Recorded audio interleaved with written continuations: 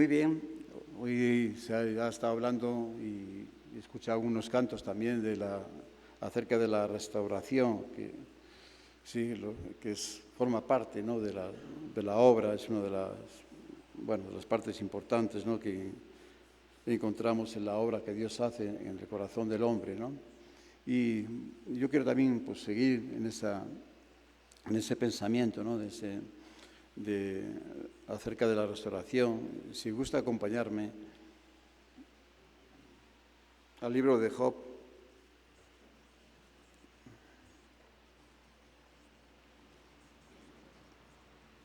capítulo 11, verso 13 y 19.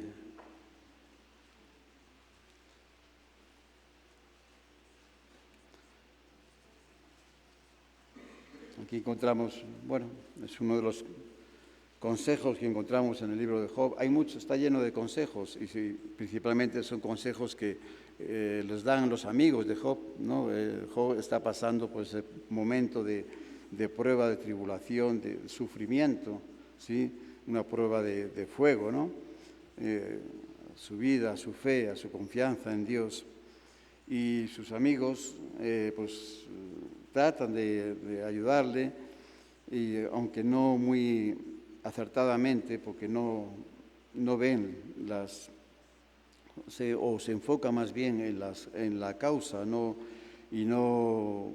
pues bueno, no buscan darle pues un poco la parte de la respuesta a su situación, ¿no? Ser pues ese aceite que debía de ser, o ese bálsamo que debía de ser para sus vidas, ¿no?, para ese sufrimiento que él estaba viviendo. Y aquí vemos uno de esos amigos, Sofar, que también está aconsejándole, después de hacerle ver, ¿no?, que insistir mucho sobre la causa, ¿no? Pero llega un momento que ahora ya que, bueno, pues él le da su consejo también, ¿no? Verso 13, Job, capítulo 11, verso 13 al 19. Si tú dispusieres tu corazón y extendieres a él tus manos, si alguna iniquidad hubiere en tu mano y la echaras de ti, y no consintieres que more en tu casa la injusticia, entonces levantarás tu rostro limpio de mancha y serás fuerte y nada temerás. Y olvidarás tu miseria, o te acordarás de ella como de aguas que pasaron. La vida te será más clara que el mediodía, aunque oscureciere, será como la mañana. Tendrás confianza porque hay esperanza.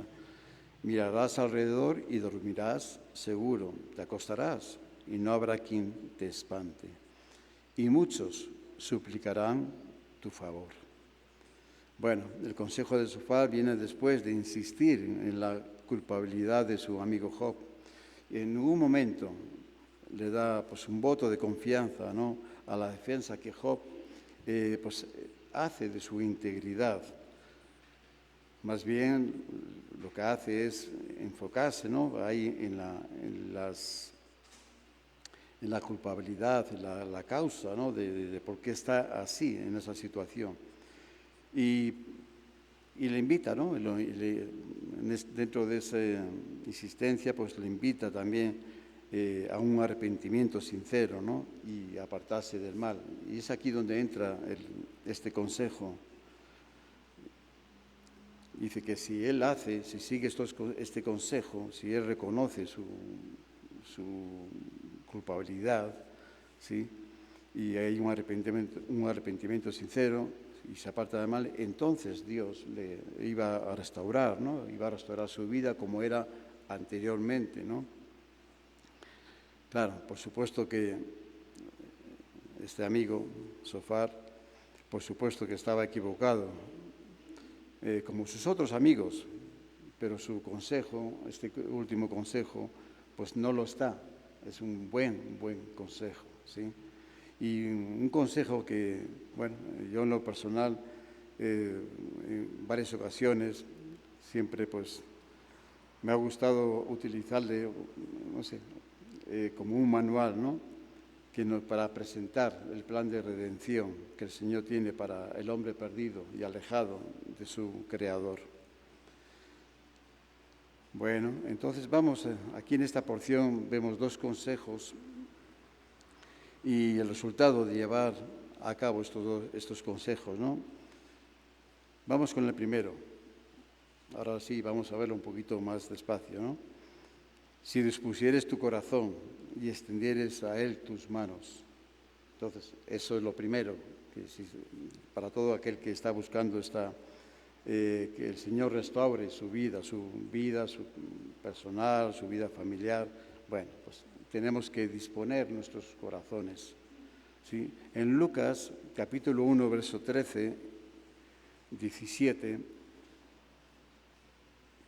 vamos a ver una porción del Evangelio. Pero el ángel le dijo: Zacarías, no temas, porque tu oración ha sido oída y tu mujer Elizabeth te dará a la luz un hijo y llamarás su nombre Juan. Y tendrás gozo y alegría y muchos se regocijarán de su nacimiento, porque será grande delante de Dios. No beberá vino ni sidra y será lleno del Espíritu Santo, aún desde el vientre de su madre. Y hará que muchos de los hijos de Israel se conviertan al Señor, Dios de ellos.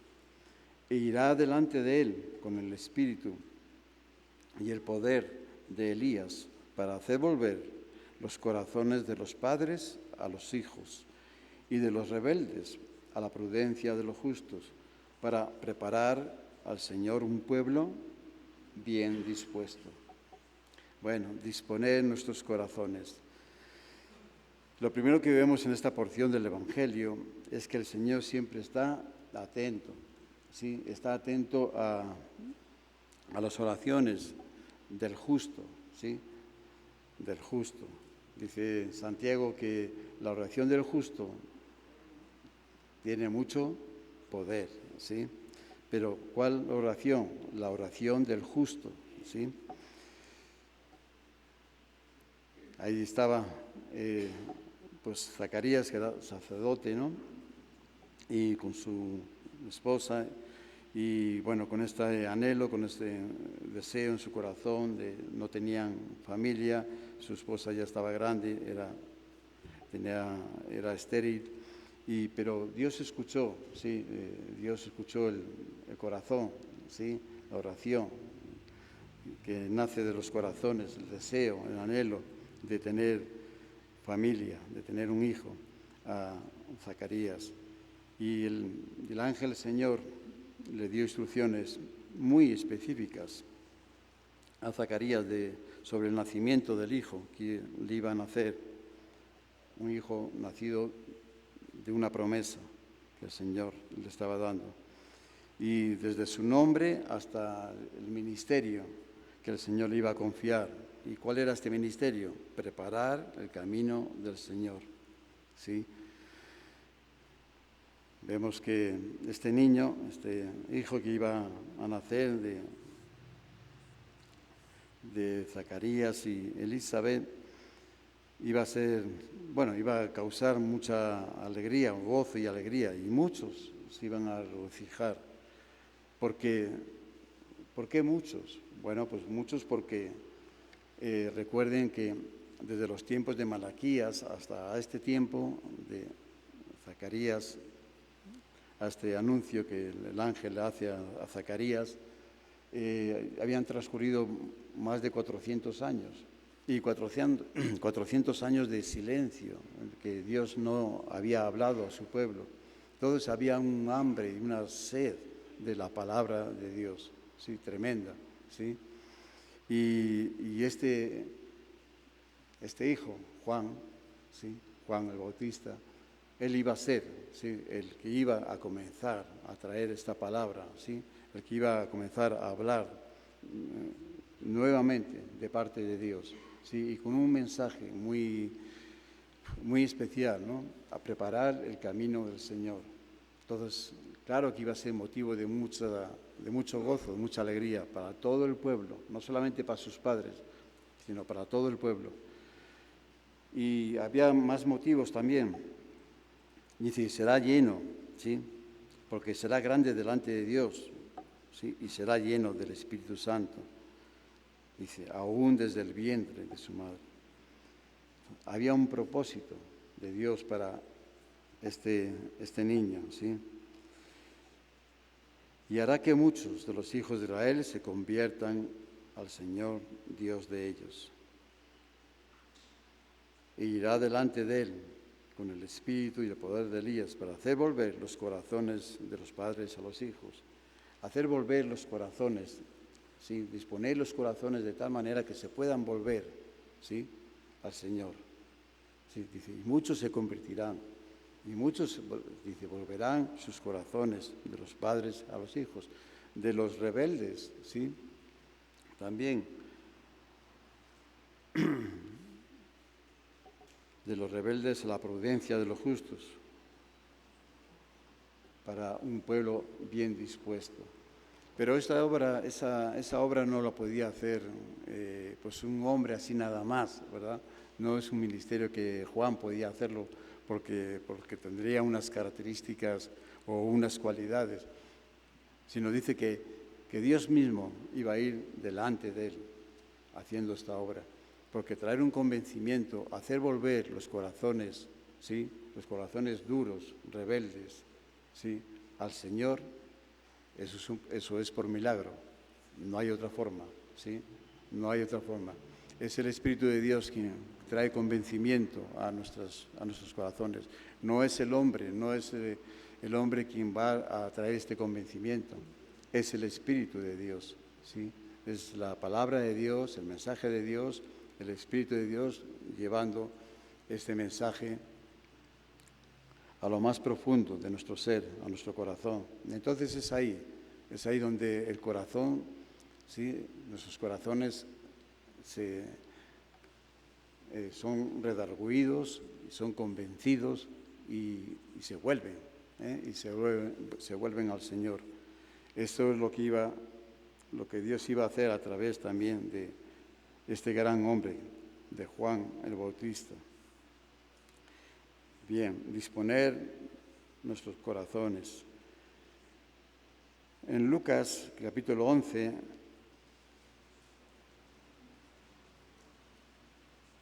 (9 al 10).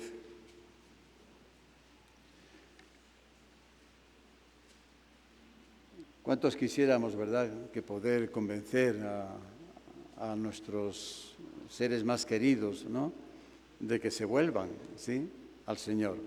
Pero insistimos, y no dejamos de hacer la lucha, y de una manera y de otra, pero al final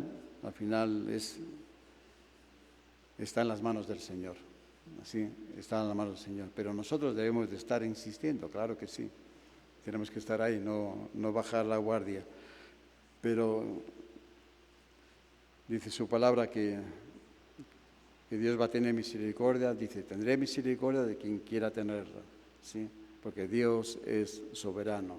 Dios es soberano. Entonces, así es nuestro Señor. Todos los que estamos aquí es porque Él tuvo misericordia de nosotros, y es por la gracia de Dios que estamos aquí en esta tarde. En Lucas capítulo 11, versos 9 y 10, son palabras de nuestro Señor Jesucristo. Y yo os digo, pedid y se os dará, buscad y hallaréis, llamad y se os abrirá. Porque todo aquel que pide, recibe, y el que busca, halla, y el que llama, se le abrirá. Cuando disponemos nuestros corazones, es en este momento, es precisamente en ese momento que podemos pedir con esa confianza, ¿no?, conforme a la voluntad de Dios. ¿Y qué va a suceder? Pues lo que va a suceder es que será hecho, ¿sí? Porque estamos pidiendo, ¿sí?, conforme a su voluntad. Y eso consiste en disponer nuestros corazones. Disponer nuestros corazones es rendir nuestro corazón al Señor, ¿sí? Es rendir nuestra voluntad a la voluntad de Dios, a su perfecta voluntad. Y bueno, entonces ahí sí, pedimos y recibimos. ¿Pero qué recibimos? ¿Sí? recibimos lo que el Señor tiene ya preparado para nosotros. Buscamos y hallamos. ¿Pero qué es lo que hallamos? ¿Sí? Pues hallamos lo que está dentro de la voluntad de Dios también. ¿Sí? Y tocamos a la puerta y se nos abrirá. ¿Sí? Y todos podemos, ya está la puerta abierta, ya podemos entrar, ¿no? Pero entramos dentro del propósito de Dios también, ¿sí? Siempre es la voluntad de Dios, ¿sí? Ya no es en nuestra voluntad. Lo que vamos a pedir está conforme a su voluntad. Lo que vamos a buscar y hallar está conforme a su voluntad también. Y así, y tocamos esa puerta y también entramos, está conforme a su propósito para nosotros. Bien, entonces, primer consejo, si tú dispusieres tu corazón, ¿sí? Y extendieres a Él tus manos, señal de rendir nuestros corazones al Señor, entonces, ¿sí? Ahora viene el siguiente, ¿no? Verso 14, si alguna iniquidad hubiere en tu mano y la echares de ti, y no la consintieres que muere en tu casa, la injusticia, bueno, ahora ya no nos habla solamente de disponer, sino que nos habla de nuestra condición también, ¿sí? De nuestra vida, cómo ha estado nuestra vida en cuanto a nuestra manera, nuestra vida vieja, ¿no? Nuestra pasada manera de vivir. Dice en Efesios, si gusta acompañarme, por favor, Efesios 4, 22, 24.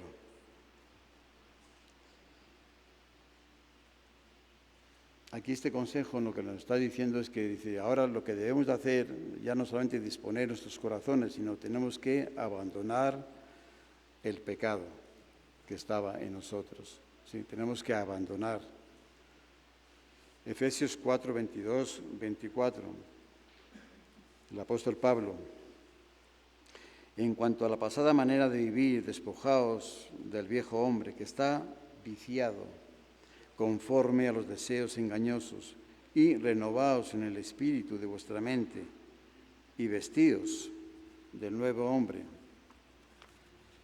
creado según Dios en la justicia y santidad de la verdad. El cristiano debe de despojarse de su vida vieja, pasada. Una vida, ya pasada, vieja, ¿sí? Viciada, sin propósito, y en ese momento, entonces ahora sí, y renovarse, ¿no? en el espíritu de su mente, para poder vestirse del nuevo hombre creado según Dios. Tenemos que seguir este orden, no podemos invertirlo, ¿sí? A veces tenemos esa tendencia de querer invertirlo. Es más fácil buscar salir de las situaciones que estamos, de la angustia, de la desesperación, de los problemas, buscamos una renovación, ¿no? Buscamos ser renovados, porque una renovación significa ser renovados en nuestras fuerzas, ¿sí? En nuestro ánimo, en nuestra fortaleza, en nuestras decisiones, en nuestros pensamientos, en nuestros proyectos. Es una renovación y todos buscamos esa parte. ¿Quién no quiere esa parte? Ser renovados nuevamente, tener un nuevo aliento, ¿no? Una nueva frescura, ¿sí? Salir de esos momentos de crisis que estamos viviendo. Pues todos queremos, ya quiero salir de esta situación, ¿no? ¿Sí? Y uno quiere y desea esta renovación, pero esta renovación viene después, porque primero hay que hacer algo, ¿sí? Que es despojarnos, ¿sí? Porque si no nos despojamos, ¿cómo nos vamos a renovar? ¿Sí? Es necesario que nos despojemos y después viene la renovación.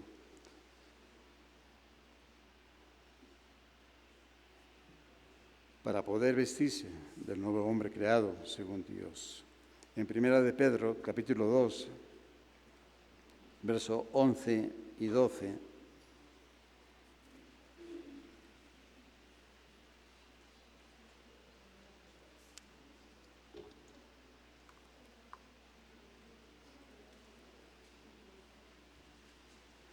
claro está que despojarnos pues nos cuesta, ¿verdad? Despojarnos. Hay cosas que están ahí y que pues nos cuesta desprendernos de ellas. Forman parte durante muchos años, mucho tiempo en nosotros, están muy arraigadas en nuestra naturaleza. Primera de Pedro 2, capítulo 11 y 12. Amados, yo os ruego como a extranjeros y peregrinos que os abstengáis de los deseos carnales que batallan contra el alma, manteniendo buena vuestra manera de vivir entre los gentiles, para que los que murmuran de vosotros como de malhechores glorifiquen a Dios en el día de la visitación, al considerar vuestras buenas obras. Bueno, ahora es el apóstol Pedro quien nos está también aconsejando y animando, dice, cariñosamente, amados, ¿no? Dice, con un ruego, dice, yo os ruego, ¿no? Como extranjeros y peregrinos, que os abstengáis de los deseos carnales que batallan contra nuestro alma, sí, contra nuestro alma. Los deseos carnales a veces no los tomamos muy en serio, pero son los enemigos directos de nuestra alma. Son nuestros primeros enemigos, sí, son los más cercanos a nosotros y son los que afectan, sí, y dañan nuestra alma, porque es lo que buscan, es lo que van a buscar, es dañar, es contaminar, es corromper nuestra alma, ¿sí? Entonces hay que tener mucho cuidado, por eso es el ruego del apóstol Pedro, ¿sí? Absténganse de los deseos carnales, ¿sí? Porque estos les van a hacer mucho daño en lo más profundo a nuestro alma, ¿sí? Bueno, entonces hasta ahí vemos los dos consejos que debemos de seguir para poder, ¿sí?, entrar en ese plan de restauración, ¿sí?, ese propósito que Dios tiene de restauración. Primero tenemos que disponer nuestros corazones, ¿sí? Disponer nuestros corazones, rendir nuestra voluntad a la voluntad de Dios, ¿sí?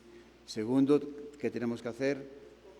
Pues despojarnos, ¿sí? Y después viene la renovación. Ahora sí, nos despojamos y viene la renovación a nuestras vidas.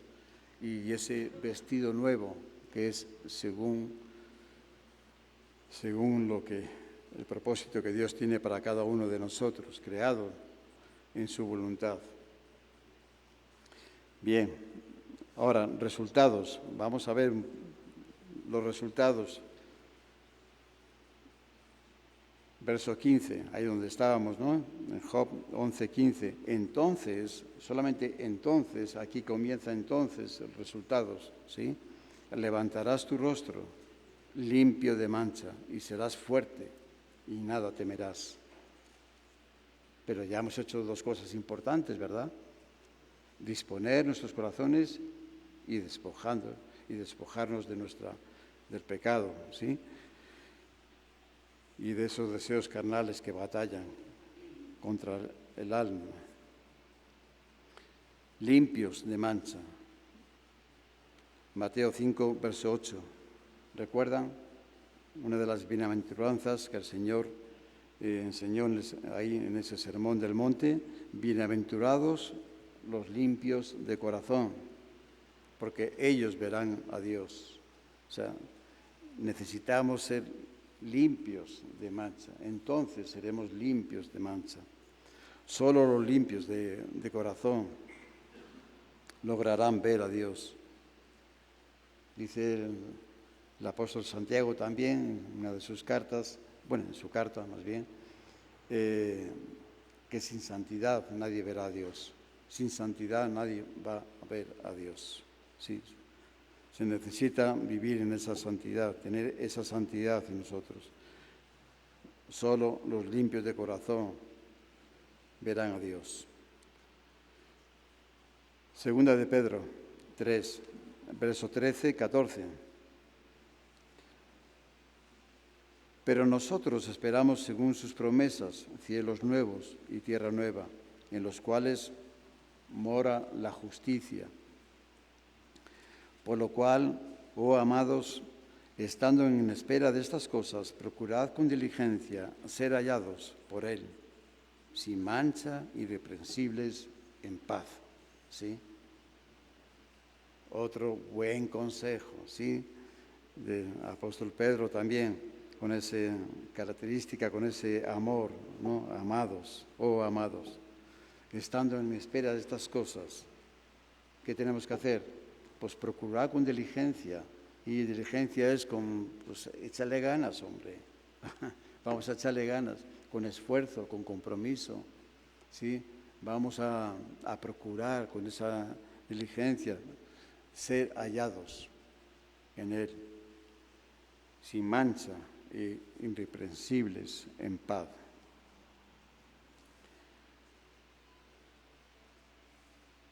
Segunda Timoteo 2, verso 21. Así que si alguno se limpia, estamos con la limpieza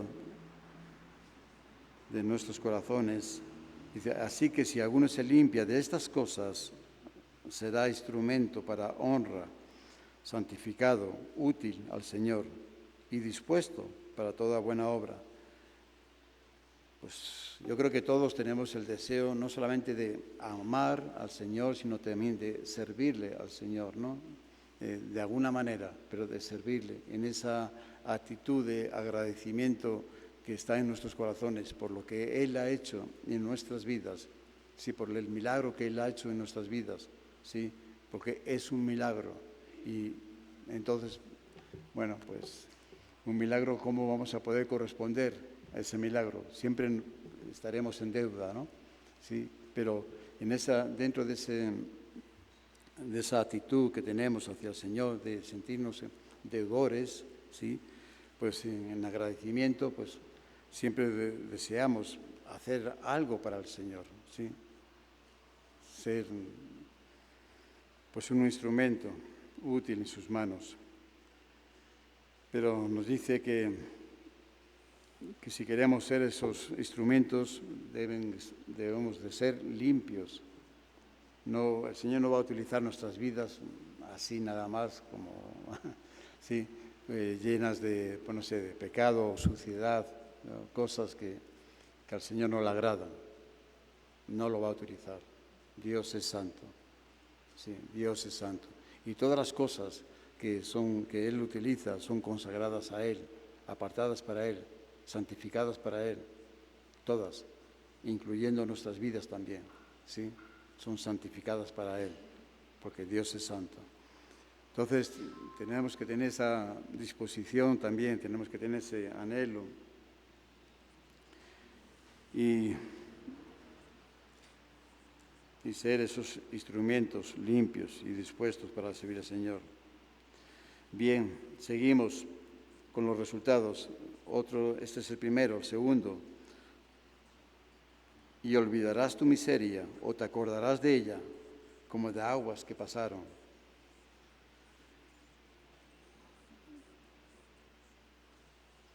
Dejar atrás nuestro pasado. Dejar atrás nuestro pasado. Ay, ¿quién no quiere dejar atrás nuestro pasado, verdad? Todos queremos dejarlo atrás, pero bien atrás, no traerlo a la memoria. Filipenses 3, versos 7 al 10, por favor. Pero cuantas cosas eran para mí ganancia, las he estimado como pérdida por amor de Cristo.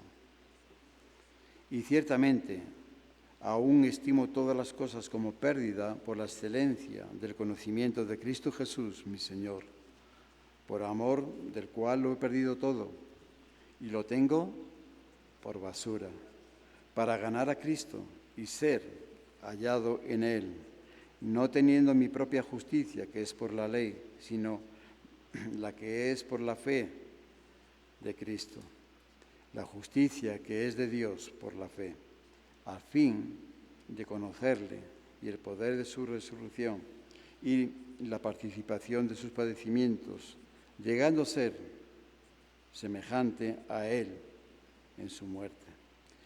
El propósito principal de los cristianos es ser como Cristo es, ¿sí? Es ser como semejante a Él.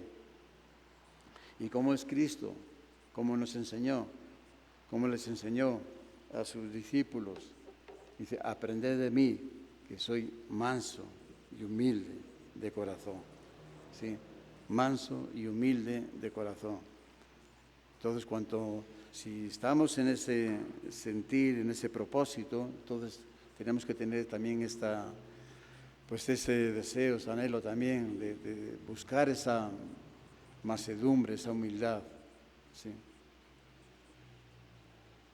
Pero de corazón, nada superficial, nada de corazón, real, ¿sí? Que no sea algo en apariencias, sino que sea una realidad en nuestras vidas también, que los demás lo puedan ver, sí, que lo puedan sentir, que vean que realmente así somos, así estamos hechos, sí, por nuestro Señor Jesucristo, sí, y porque somos nuevas criaturas en Él, y pues, entonces nos tenemos que parecer más y más a Él también, ¿no? Ser semejantes a Él.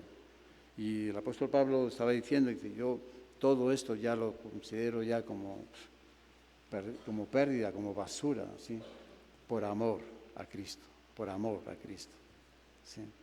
Y por excelencia el conocimiento de Cristo. Dice, eso es lo que deseo, no deseo otra cosa, ¿sí? A fin de conocerle, el poder de su resurrección y participación de sus padecimientos, llegando a ser semejante a Él en su muerte. Cuando así lo hacemos, ¿cuál es el resultado? Pues el resultado es que cuando somos mansos y humildes de corazón, ¿qué viene después? ¿Qué les dijo el Señor a sus discípulos? Y hallaréis descanso para vuestras almas. Y hallaréis descanso para vuestras almas. Entonces sí es cuando tenemos esa paz que el mundo no nos puede dar, solamente en Cristo Jesús. Solamente Él es el que nos puede dar esta paz, ¿sí? Pero tenemos que ser como Él es, ¿sí? Y bueno, pues hallaremos ese descanso para nuestras almas también. Bueno, 3. Otro de los beneficios o resultados de seguir esos consejos. Dice, la vida te será más clara que el mediodía, aunque escureciere, será como la mañana. Entonces ahí tenemos pues tenemos un nuevo amanecer espiritual para nosotros, ¿sí? En Juan capítulo 8, verso 12. Juan capítulo 8, verso 12. Otra vez Jesús les habló diciendo, yo soy la luz del mundo.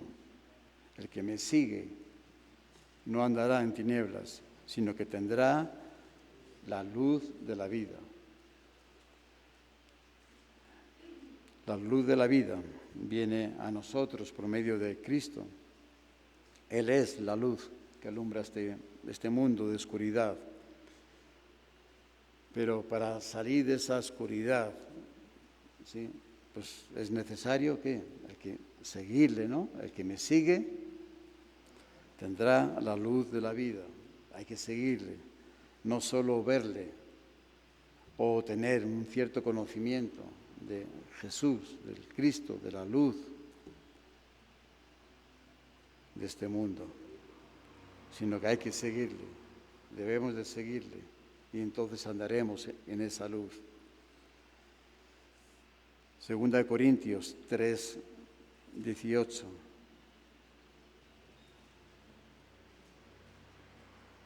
nuevamente el apóstol Pablo. Por tanto, nosotros todos, ¿quiénes? ¿Quiénes? Todos, mirando a cara descubierta, como en un espejo, la gloria del Señor, somos transformados de gloria en gloria, a la misma imagen, como por el Espíritu del Señor. Entonces, esto es una promesa, es una bendición, no es para unos pocos, ¿sí?, que son muy, muy espirituales, ¿sí?, sino es para todos, todo aquel que se pone delante del Señor, ¿sí?, y mirando y contemplando esa gloria, somos transformados. Esos momentos que tenemos en la intimidad, esos momentos que tenemos de esa comunión con el Señor, somos cambiados, somos transformados por el poder de Dios, ¿sí? Y hacia dónde vamos, o sea, cuál es el cambio, la transformación que hay en nosotros, hacia dónde va dirigida. Pues a ser semejante a Él, ¿sí? Pues ser a su imagen, a la misma imagen, como por el Espíritu del Señor. Ahí se cumple el propósito de ser como Él es. Bueno, pero necesitamos tener esos momentos.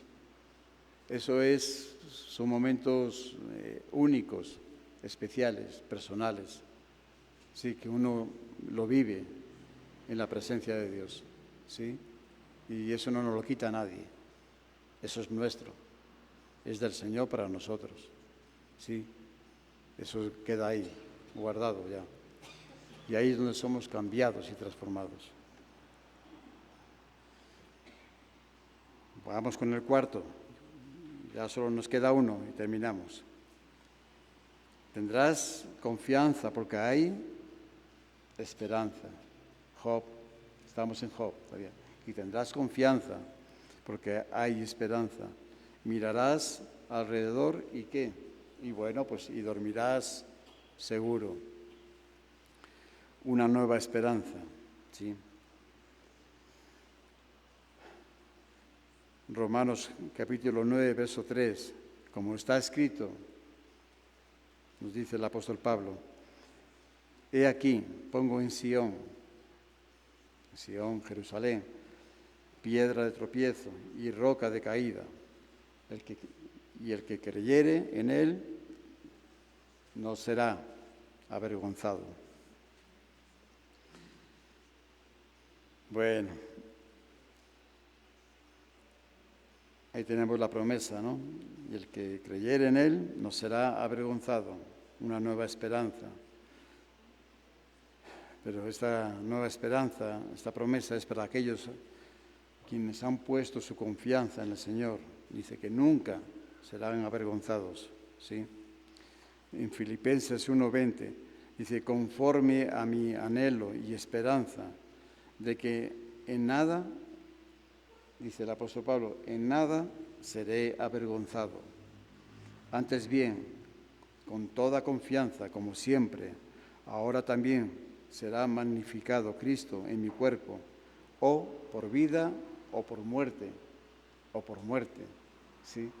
Hasta ese punto, el apóstol Pablo tenía esta confianza en su vida, esta fe, esta convicción en su corazón. Dice, en nada seré avergonzado, en nada, sea para la vida o para muerte. Cristo es magnificado, se engrandece en mí, ¿sí? Si en esos momentos de padecer, situaciones, tribulación, el mismo Job, ¿sí? El mismo Job, en los momentos que él estaba en el máximo sufrimiento, ¿sí? Y incluyendo pues todos, hasta sus amigos trataban de buscar por donde no había cosa, ¿sí? Y su esposa desanimándole hasta lo máximo también. Dice, aún estando así todavía, ¿sí? Todavía no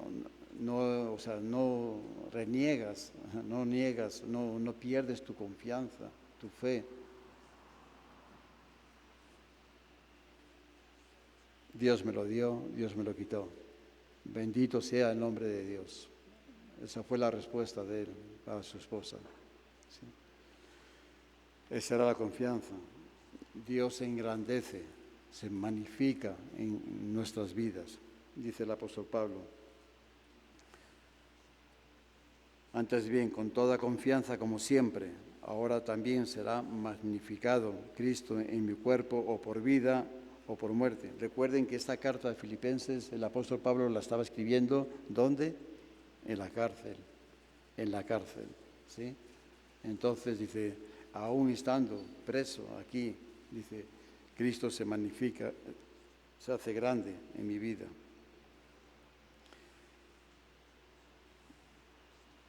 Primera de Pedro 4,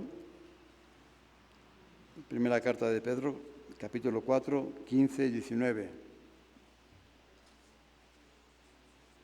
Nos dice el apóstol Pedro también, dice, así que ninguno de vosotros padezca como homicida, o ladrón, o malhechor, o por entremeterse en lo ajeno.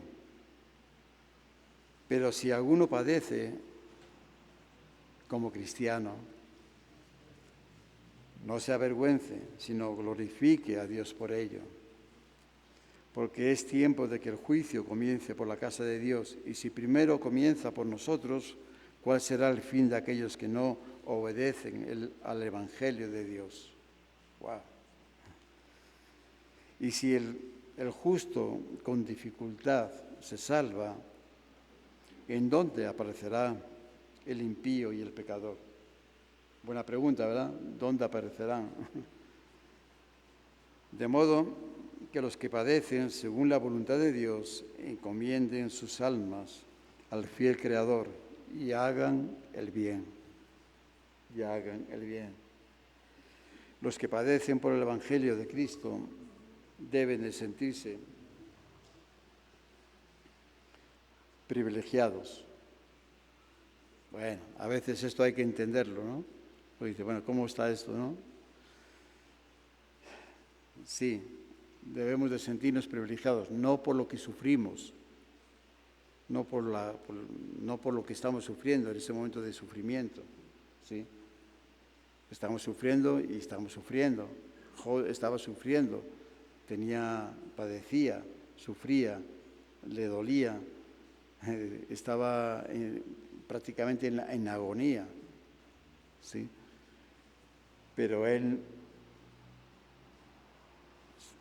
tenía puesta su confianza, su esperanza en Dios.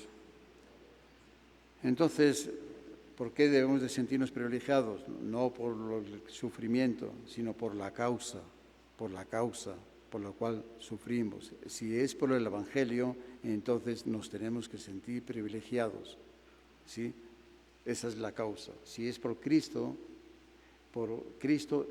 tenemos que sentirnos privilegiados, ¿sí? Es la causa. Y cuando es por la causa, entonces estamos glorificando a Dios, ¿sí? En nuestro sufrimiento también, ¿sí? Y no nos quedamos ahí con el sufrimiento y con con la queja o el disgusto, o la pérdida de esperanza, sino al contrario, o sea, glorificamos a Dios, ¿sí? Porque es por la causa. Cuando padecíamos por otras causas, como nos dice Pedro también, ¿no? Dice, cuando por homicidios, dice, no vayan a padecer por estas causas, ¿sí? Por cometer homicidios, ¿qué más? Por malhechor o por entremeterse en lo ajeno, ¿sí? Bueno, dice, eso ya pasó, pero si alguno padece como cristiano. Bueno, y por último, te acostarás y no habrá quien te espante, y muchos suplicarán tu favor. Bueno, la vida del cristiano es una vida en abundancia, ¿sí? En abundancia. Y muchos suplicarán tu favor. Dice el salmista David, en el Salmo 23, que es muy conocido, en el verso 5, dice, unges mi cabeza con aceite, mi copa está rebosando, mi copa está rebosando. La vida en Cristo es una vida en abundancia, sí, siempre, siempre. Siempre nuestra vida estará rebosando para que nuestra copa sí afecte a los demás, a esas copas, ¿no? Que están, esas vidas que están vacías, ¿sí? Alguien tiene que afectar esas vidas, ¿sí? Y para eso necesitamos estar rebosando. Pero si nuestras vidas no están rebosando, si no vivimos en esa abundancia, ¿sí? En ese amor, en esa fidelidad, pues entonces en esa fe, en esa confianza, entonces en esa disposición también, pues entonces no afectamos a los demás. Pero una persona, una mujer cristiana, una hermana en Cristo, un hermano en Cristo, sí, que vive en esa abundancia, siempre, siempre afectará a los demás, siempre va a afectar a los demás. Esté donde esté, en su hogar, claro, en su hogar primeramente, pero donde esté, en su trabajo, en lo que haga, va a afectar a los demás. Y en ese afectar, algunos pues van a poder va a producir una sed también de buscar, ¿no? De Dios, de volverse a Dios, ¿sí? Pero en otros pues igual pues no le van a dar la espalda, pero afecta a los demás, porque es inevitable eso, es inevitable, porque es la bendición de Dios en nuestras vidas. Nosotros somos una bendición de Dios para todos los demás, ¿sí? Dios quiere bendecir a todos, o sea, Él es la luz de este mundo, ¿sí? Y la promesa es que todo aquel que le sigue, no es para unos poquitos, dice, no, todo aquel que le sigue, ¿sí? No andará en tinieblas ya, sino andará en la luz de Dios. Y tendrá esta nueva vida en Cristo.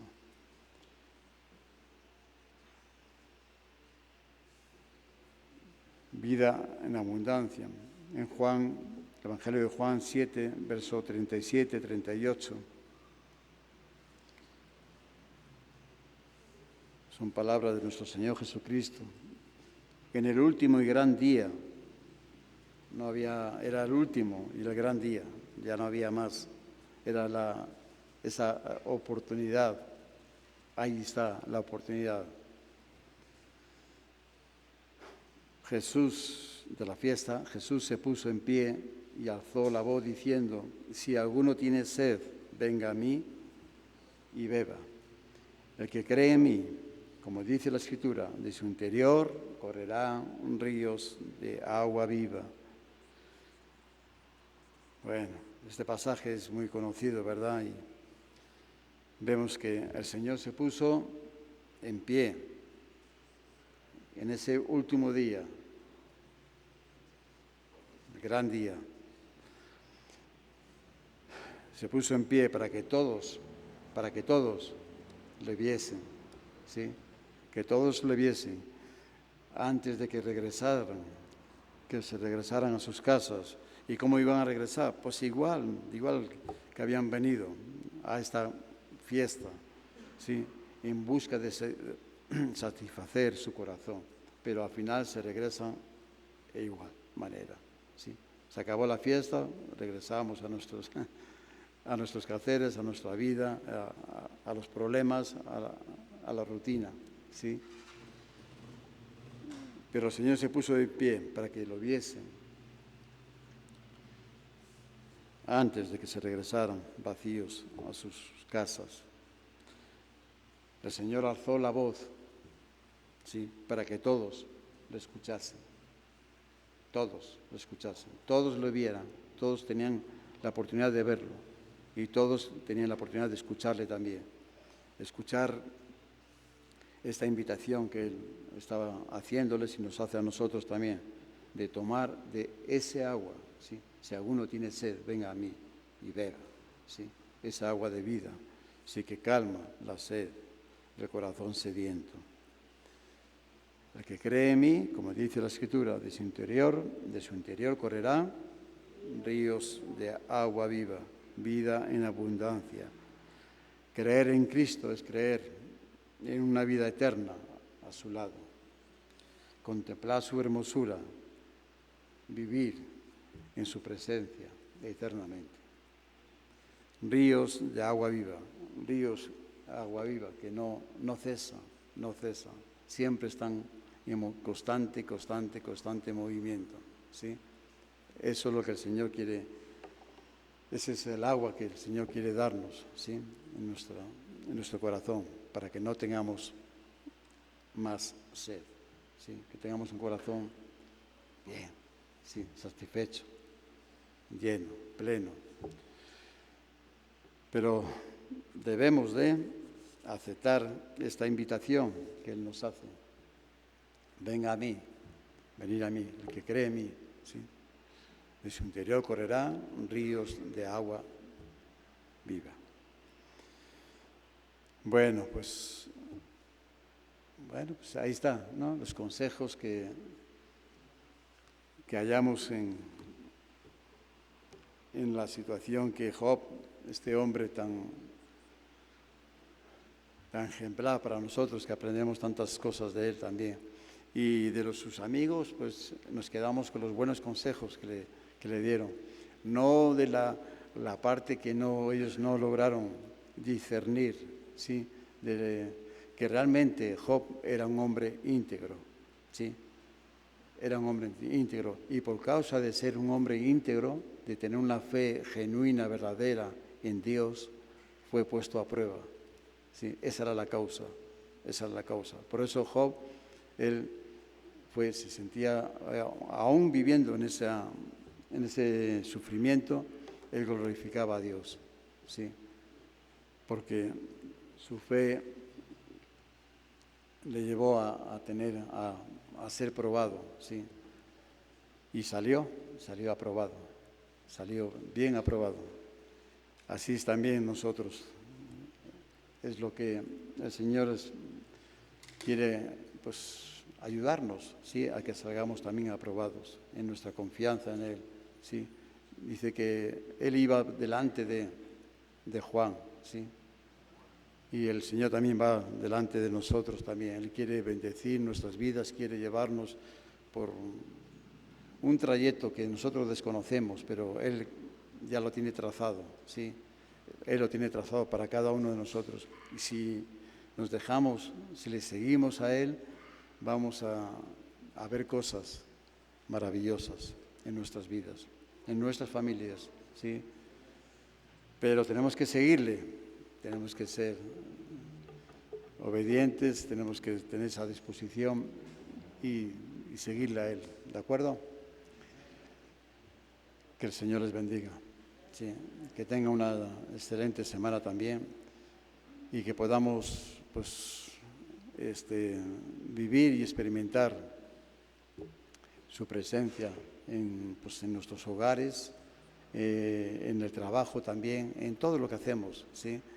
El Señor es omnipresente, está en todos los lados. No tenemos que ir específicamente a un lugar o cierto día, a cierta hora, para poder sentir la presencia de Dios. La presencia de Dios la sentimos aquí en nuestros corazones, ¿sí? Y es cuando disponemos nuestro corazón, ¿sí? Y extendemos nuestras manos a Él. Señor, háblame, Señor.